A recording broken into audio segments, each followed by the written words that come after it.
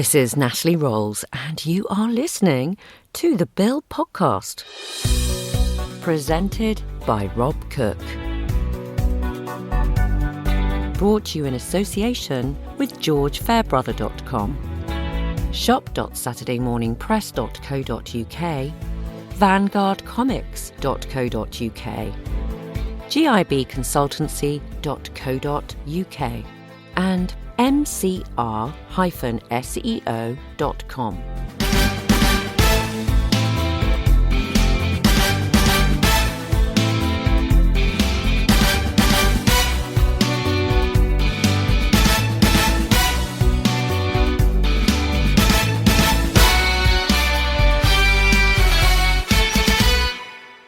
Rob Cook is back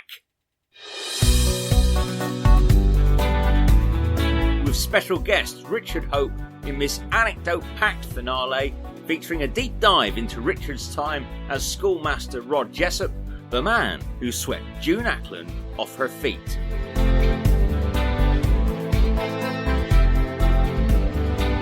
When you presumably get an email or an invoice, I guess, for that you've had a residual come in, do you ever get one thing, oh, blimey, I forgot about that show? Yeah, I do, yeah. I still get royalties from Brideshead Revisited, say. That's still shown around the world, you know. And I remember when I did that, and again, that was Olivier that sort of had suggested me to the producer. I remember I went up for a part, and they said, what do you want to play? And I said, oh, Hooper, having read the book. And they all laughed. They said, no, which student do you want to play? And I think it was Michael Lindsay Hogg was the director then. And then there was a big strike, and Charles Sturridge became the director. And so I did a little bit as a student. They said, oh, they phoned me up and said, do you still want to play Hooper? And I said, yeah.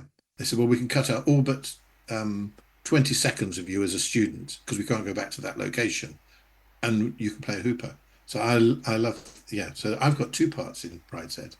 I don't know where that story came from, but that's true. People don't get that anymore. So you just get bought out a contract and that's it. And you're bought out. You get it repeated, but the days where you get lots of...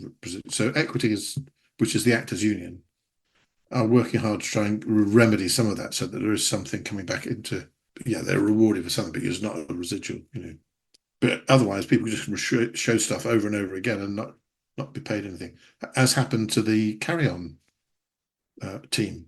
They just were paid for for the contract, but then it was spun off into a TV series. There were clips, you know, and all that sort of. So I feel very sorry for them that they didn't earn anything from it. The producers did, and the distributors did. You returned to the bill in 2006. Yeah, as Rod Jessop. I was going to say I've got one other thing that I did do. An earlier episode was Daniel Mays. Yes, so you had a 2001 episode, Temptation. Yeah, that was his first TV job. Was it? Oh, wow. Yeah, I'm sure it was. And I remember because he was quite nervous. Yeah, but we got on fine. Yeah, I was playing his father, wasn't I? Yeah, Alan Debdale, who was a little bit dodgy. He just left RADA and very good. But he was nervous. I just remember he was nervous, yeah. Yeah, it's quite an intense performance because he's just been beaten up in one of his early scenes where you're in hospital together, and ultimately at the end he falls out with your part at the end when you're in custody, having been arrested for being a bit dodgy. Yeah, but, that was aired in 2001, so a good 10 years after your very first. The bill is still going. The Canty is still running there. I mean, in terms of, there was quite a big gap between your first guest appearance and your second one. Was there any time in between where you auditioned for a part? And No. I think I was doing a load of theatre then, and then it suddenly came up that would you be a love interest for Trudy? So would you be a semi-regular? So that started that, and I enjoyed playing Rod. And then, if you notice, the episodes then they were in a school, a lot of them. But then I do remember that we lost the use of the school in the week because we could only film there on a Sunday or something. So then my characters, otherwise I used to have the week off, you know, for a little bit, which was very nice, but just knowing that you were going to be working the Saturday and Sunday. So they then tried to bring the character into the police station for scenes there. And so they lost the school completely. Oh, So okay. that's why it changed.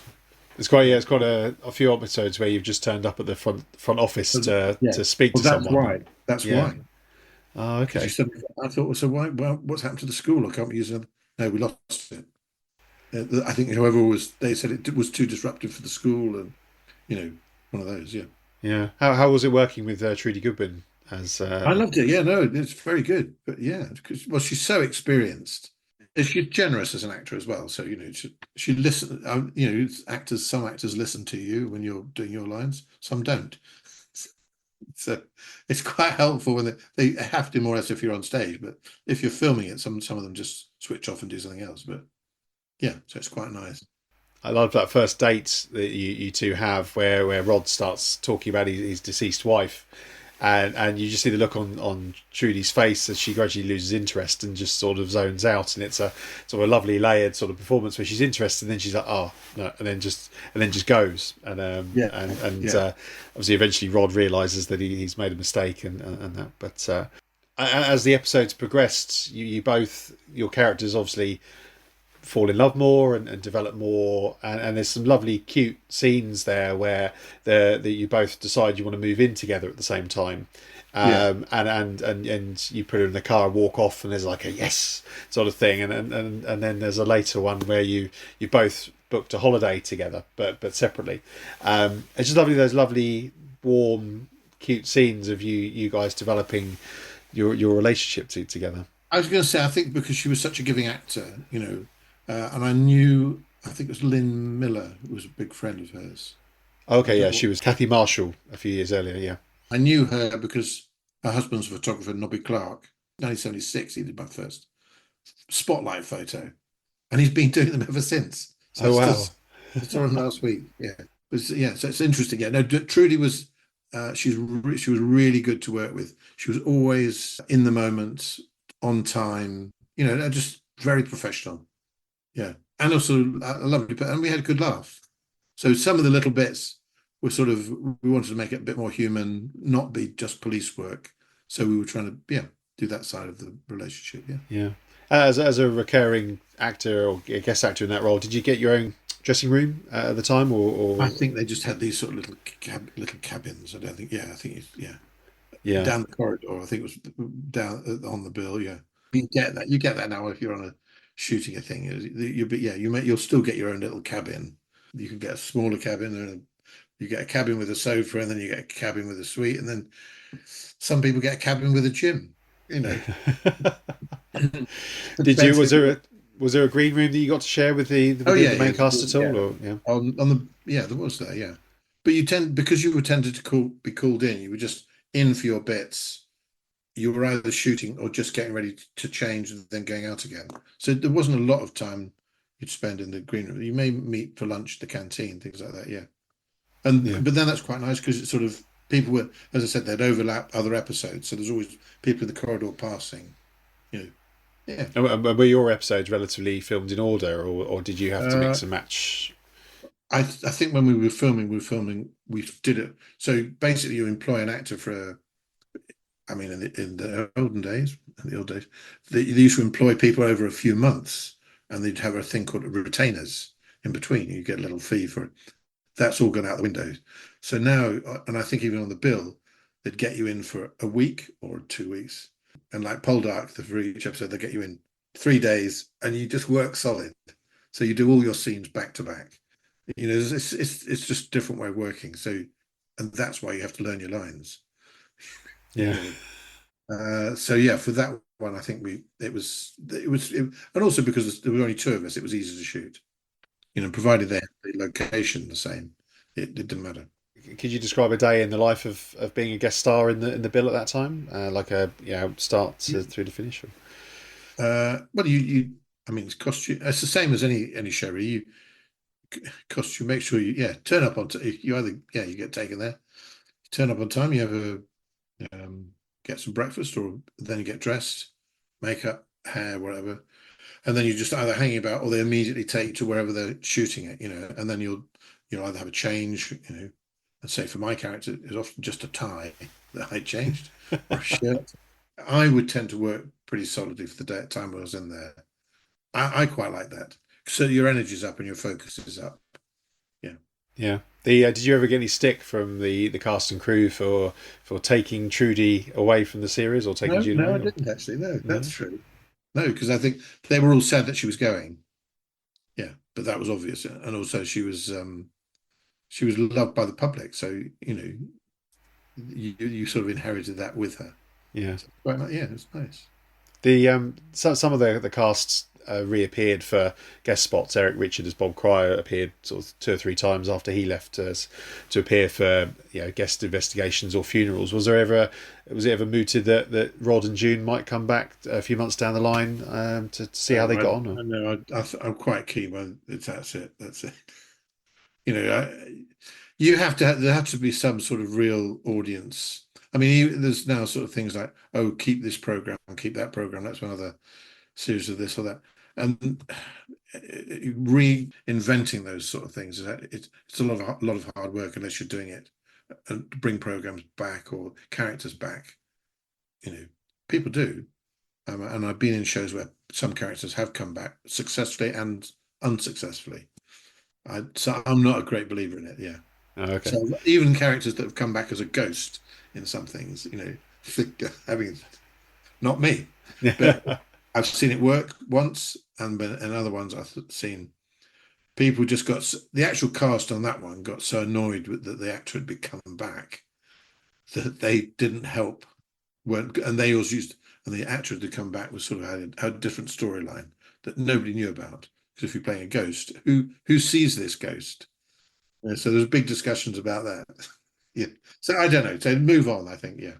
June and Rod were going off into the sunset to live in a little village called Minchin Hampton, which is out near Stroud. I hadn't heard about it until I'd rewatched the episode. Do you think that they would have stayed out there in their retirement, or do you think they would have? They might do. That's quite a nice little area, Stroud, around there. Yeah. There's a lot of people who retired around there. I know some people who live around there, and Minchin Hampton. I think at that time, people didn't tend to move far from where they were brought up or lived. Now people tend to move, somewhere that they've been on holiday or that sort of thing. So they'll either move abroad or Cornwall, Scotland, latest, Sussex, lots of areas that are Brighton. Yeah, just something. I think people that I know that have retired with it. Yeah. Malmesbury might have been more their sort of style now. The bill was announced as being axed way back in 2010, 14 years ago now. When you heard about it, what were your thoughts on the show ending? I was sad, yeah, no, because it had been a staple of British TV for ages. But I think the technology was changing. There were a lot of main cast actors that you had to employ. So once you set that machine up, and it was a sort of fixed base with a fixed. What I mean is the fixed base is that they had offices and everything all in one place. Whereas now you tend to go into a studio, hire it for a few months, and go. So you haven't got all those extra costs. So I think it was a cost-cutting exercise in some ways for ITV. It's sort of yeah. And projects move on, and also the form of policing had moved on. So there were other police shows that were coming out. There's been talk of the show coming back over the last sort of 3-4 years in different forms. Do you think it would be the kind of thing that should come back or would be successful again? I think there's always room for a police drama, and I always think I think there's people like the familiar, something that they'd feel familiar with those characters and their day-to-day lives, and crime is always good storylines, so it offers that up. And if you've got the writers, an interesting cast, and there's always people leaving drama schools that should be given jobs.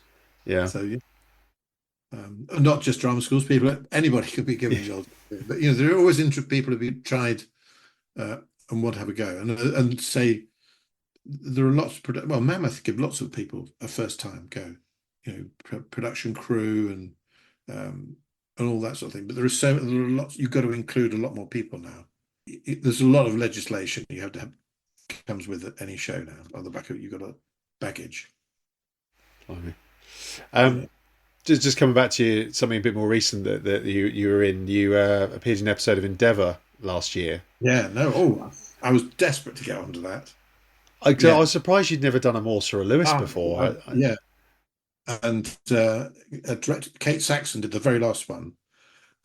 I've got a little story there. So I said, "Do you want to be in Endeavour?" And I looked at it. "Oh yeah, I'll be in it." I thought Kate was directing it. And I had said, "Yeah." And they said, "No, I'm not directing that one." But she said, "Actually, the one you've got is a better part." So yeah.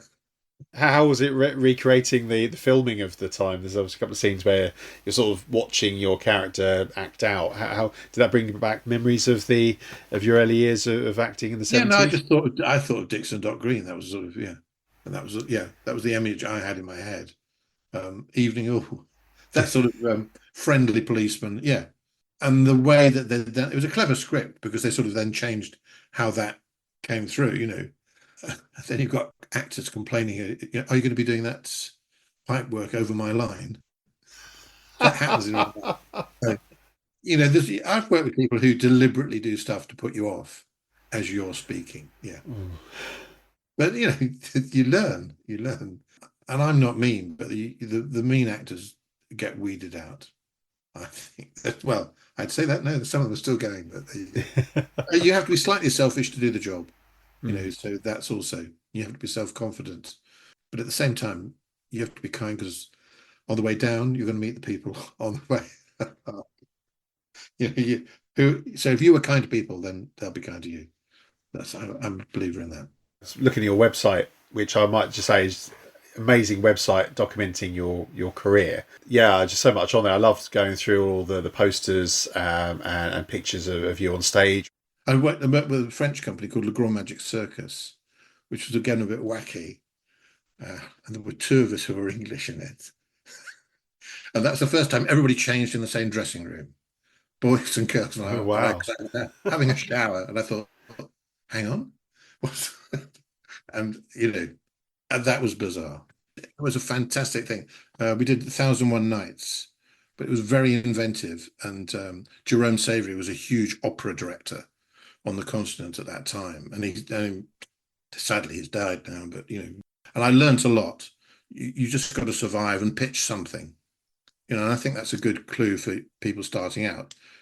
You know, offer something up. And I think as I'm looking at the old Bill stuff, I think I started off with the character, and he had a Birmingham accent. Yeah. And I remember why did I choose a Birmingham accent? Because I'd just done a play in Birmingham called The Seed, which was Darian Angardi and somebody else, which we'd done in the studio there. And I played a Birmingham, and I literally just walked straight in from the play into the TV thing. And I thought, oh, I'll just do Birmingham. And then, you know, gradually it changes. So as you're going through, and I've got better as an actor, I think, doing less, less, yeah, serve the piece, you know, yeah, and get on with it. Those are the three tips I think Olivier gave me. Do less, serve the piece, and get on with it. There was the mention there of 1001 Nights where you took on multiple roles. Yeah. How was that being on stage and having to do, I don't know how many roles you had, but sort of juggling those and getting into the mindset and switching backwards and forwards? How was that for you? I thought the 1001 Nights, we had a lot of characters, but then we did a play at the National called The Hour We Knew Nothing of Each Other, where there was a lot of costume changes, but no dialogue really, just made noises.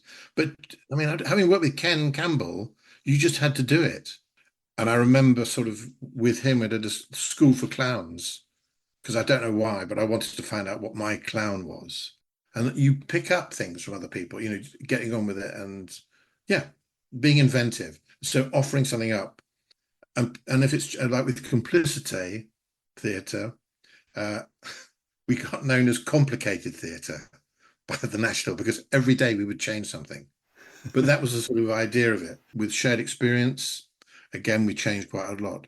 But when we came back to the National, I remember I did Pravda, a new play by David Hare at that time, which was huge.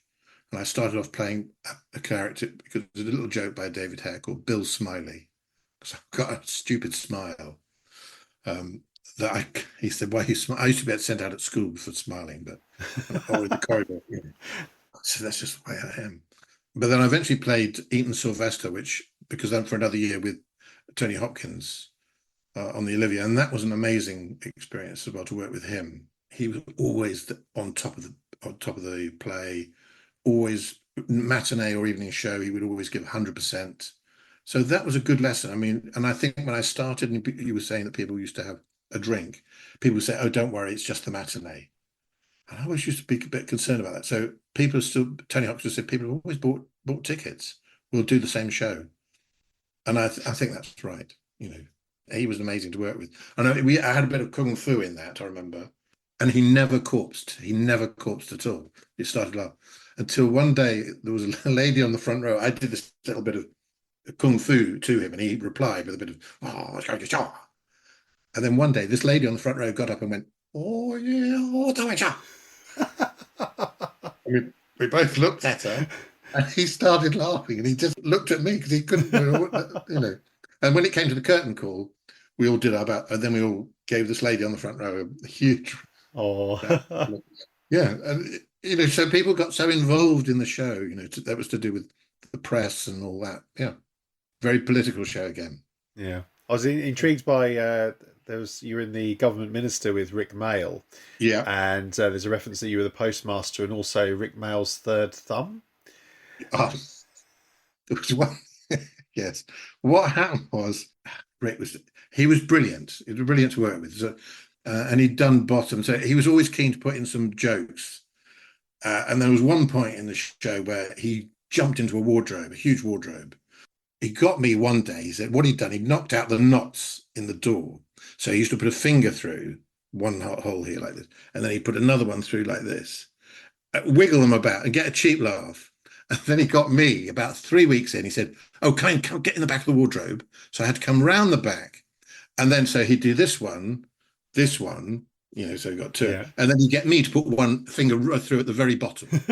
So it got a huge round of applause. And so I was in the cupboard with him doing this third finger that's impossible to do. And then obviously then somebody opened the doors and I wasn't there, and he was there going, "Oh." So it was very much sort of slapstick comedy, but he was so good at that, and he brought the audience with him. Yeah. And that's the National suddenly got a younger audience. That was fantastic. You mentioned on the website, it's also mentioned that around about that time, the mid-80s, there was lots of bomb threats. I mean, I dread to think how that must have felt. I mean, how did it feel for you? I think you weren't. So the first thing was that nobody who biked in was allowed to leave their bike anywhere in the theatre, and then all the litter bins disappeared.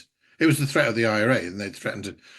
And then you'd have sniffer dogs in the theatre sometimes, and then you never knew if it was going to be your because I think one or two theatres did have incidents, but we had a system where at the back of the stalls there'd be like a strips of lights that would just be dum, dum, dum, and and that meant be aware that we've had a bomb threat. And so that you knew that if it was continuous, you just got off the stage. We did have a few of and the stage manager came on and said, "We'll just take a short early interval because for technical reasons." They never said it's because of a bomb threat. And then they get dogs in and everything just to check the theatre, and then they let the audience back in. It was that sort of. It was a time of high politics, and I suppose now people don't appreciate those things, it was much more of a community, I suppose, in some ways. Did it affect you, or I suppose did you learn to? It was exciting. Okay. Dangerous, but there's half of me that liked it because it was exciting, because you were in the moment of, it was real life suddenly, and you weren't in a play, so that was what was interesting. You did cope, and it was just another element of energy that suddenly came to the room. So even the audience were suddenly going, oh, if they had, because some of them could sense these lights going on. What is going on? You could feel a vibe going through the audience. You appeared in Doctor Who, as at least a couple of Silurians during Matt Smith's era, as a monster. Yeah. How was that with all the makeup? Yeah, I mean, I found it quite restful because I was doing a play at Sheffield at the time. We went down to Cardiff, and I think it was Millennium did the makeup, and it was sort of, they wanted to get away from just having CGI of the monster and actually go for a full, so as a Silurian, having the full head. So I said, yeah, I'm up for that. Stephen Moore was also a Silurian, and he hated it because he said, "Oh, I could do it with my hands as well." He said, whereas I found it quite, I didn't drop off, but I found the whole process quite interesting, and they used very, very thin latex, so they do it in sections. So there's a main section, your eyes, and then just a little bit, so you can use your own face. It's not like a mask or anything like that, but it is, yeah. So it's malleable. And did you have to adjust the way you'd normally perform to account No, for having the I extra bit didn't. on? No. No. That was the beauty of it. But you couldn't eat. You Oh, had everything through with a straw because that would destroy it. But it was only on for a few hours. Do you know what I mean? So they made sure that your bits they shot all of it, continue using the people while they were there because having spent so long to get into the makeup. Yeah. and they brought after your initial two party, you came back for another one a year later, and then a Yeah. cameo on a screen after that. It was you're almost the go-to guy for Silurians in that period. I enjoyed it. Yeah. I think they're fantastic. I love Doctor Who. I've done all that sort of stuff with Ken Cameron did Hitchhiker's Guide to the Galaxy, and I played Ford Prefect in that. I still do the Doctor Who stuff with Big Finish. Yeah, you've done quite a few of those, haven't you? Audio, yeah, the audio, and I love all that because it's the same people. You meet the same people, and again, pitch. You have to pitch something quite big, but truthful. And in terms of when you're doing the audios, are you performing them with the other actors, or do you have to go in sometimes Yeah, and do it on your own, or normally is it a bit they of a mix? record it in studios. You're in little booths. You could see the next person, so that they can mix it whatever you do later. So they've got a clean cut of you doing it. Yeah, or you're doing it more or less as you're doing the scene. It's sometimes it just works as one take. But I think now with Tom, because he's got older, they'll record his stuff separately at home for him. Yeah. And then in terms of your performance again to the microphone, is it just for you much the same, or do you have to dial Yeah. it dial it back? Is there less movement? How's that work? No, I tend to do just as much movement because I think it's like if you're doing visuals for post syncing or ADR, which is after you've shot something. If you can use your hands and face, it does influence how the sound comes out. Whereas if you just keep it all bland, I mean, I don't know. I'm still learning, so I try and keep it to keep it as truthful as you can. Then I think you need to do the hand movements and stuff. Yeah, and also if you're going to shout, you might as well. Occasionally, so you have to warn the sound engineer you might shout. But I mean, there's a lot of games now that are done in this country, and you have to go for it. Yeah, that's a big market now. I've not really got into that, so Is there something you'd like to get into? I've done little bits in that, yeah, but I've always ended up doing something else. I've never been free to do the whole, so yeah, I'd love to, yeah. Anything new, I'm up for it, yeah. Yeah. I think it's the way to keep it going, as long as I can learn the lines. But for those things, you see, you don't have to learn the lines for audio stuff or radio stuff because you can have a script there, but you have to have an idea of how you'll do it. Yeah. The around about the time of you doing Doctor Who, you appeared at a few Comic Cons and conventions and sort of meeting Yeah. fans. How was that for you? Sort of engaging with the audience directly and signing autographs. I'm good at that.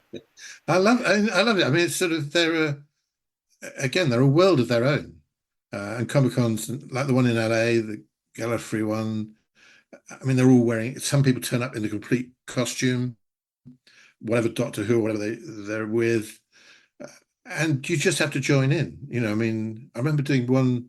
We had when you're there, we then we had a load of actors who'd done Shakespeare. So Doctor Who actors who'd done Shakespeare talk about it, and I think it was Francis Barbara. So it was quite interesting little anecdotes that people came up with. And there's always a live microphone, and the people in the audience can all ask you something. And you're not talking about it's a huge room of people that ask these questions, and it's a roving microphone, and I loved it. Yeah. Yeah, well, I've met you once before, and not that you'll obviously remember, but in 2012 there was an event called Collectomania at the Milton Keynes MK Dons Stadium I met you there, and I think it was it likely was going to be a cold, windy day because it was held on the ring at the top of the stadium. Oh right, yeah. Yeah, sort of walking round and round, sort of meeting people. So I did meet you then. Got an autograph, and asked you at the time about your appearances on Poirot. Because you've done a couple of episodes of Poirot as Spence. How was that working with David Suchet on those two episodes? I loved it. Yeah, no, it's I knew the director Andy Wilson. He'd done Forsyte Saga, and he does a lot. He does Unforgotten now. A brilliant director. So yeah, so he'd make sure that you were, get on with it, because I have a tendency to indulge if you're not careful. I mean, that's why I say turn up with your lines learned. And David Suchet is very precise. And if you've done the work, then you get on well with him, I think, yeah. And I love playing that sort of character, sort of. Ken Campbell would always say that. So you say, what is the best character to ever play? And he'd say, oh, third act detective. I said, what? Third act detective? He said, what's that? He said, well, you come in the third act, you look for clues, go around and open a book or something. Go, oh. I said, it's terrible for all the other actors because they hate you because you're pulling focus. But he said, you don't really have to find anything at all. That's the best character to get. So playing a detective in any of those, I loved it. Yeah, but Ken would go, oh no, he'd always dare you to do something original, be in the moment. So that was always something I got from Mike Alfreds as a director. Whatever you're doing, just be in the moment anyway. So if you've learned all your lines and everything, then you can be in the moment, and just if anything happens, it happens, and you use it. So I remember being in some show that if a light goes in the theatre, people wouldn't know what to do. They panic. With Complicity, I worked with them. They were always in the moment. So the light went. So I carried on acting, but somebody went to the side, got a dustpan and brush. Somebody else said, as you carried on, you said brushing away and carrying on, talking about it, dump it at the side, and then got a little round of applause and carried on. So you just have to use the explode, just things that happen, especially in live theatre. But you can use that when you're filming, because really you're just giving moments of your imagination, aren't you, to the audience? And so that's why it's quite good, because then an editor could come along. Well, I like that bit. Cut out the bits that they really like, where you've been totally immersed in the moment. Looking back at your career so far, is there a role or a production or show or a production that you haven't done yet that you would love to do? Well, no, I'd love to work with Debbie Horsfield more, and I think I will. She's just starting a series called On Forsyte Saga, a reinvention of that. I admire good writing. So it has, I don't know, I just like new stuff. There's nothing burning. I just like an interesting character. And I think as I've got older, people sort of are aware of who you are, and you can fit into something a bit more now. I think when you start out, you think, oh, I'm going to be playing anything. But basically, no, you're going to be playing somebody who's your height, your weight, your face, and then try and make it interesting in some other way. Learn the lines, be in the moment. And then looking back at everything you've done, if someone was to come up to you and go, I'd like to watch something that you've done, what would you recommend? Is there one in particular you go, yeah, check that out? No, I'm pleased with quite a lot of actually that I've done. I'm sad that I did play Pierre in War and Peace at the National, which was sold out more or less as we opened, and I'm sad that there is a recording of it, but it's not now they record them all and put them in cinema sort of like release.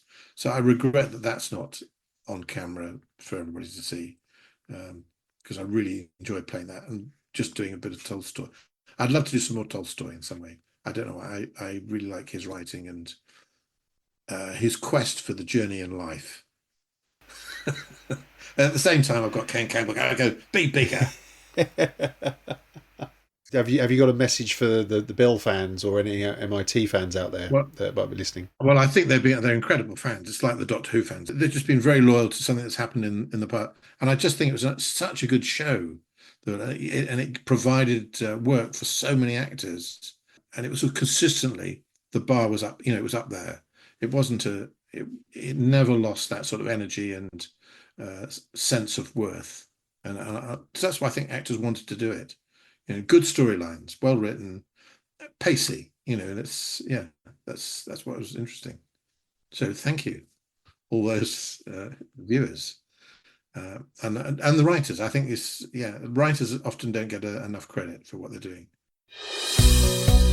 This is Natalie Rolls, and you have been listening to the Bill Podcast, brought to you in association with GeorgeFairbrother.com, shop.saturdaymorningpress.co.uk, vanguardcomics.co.uk, gibconsultancy.co.uk, and mcr-seo.com.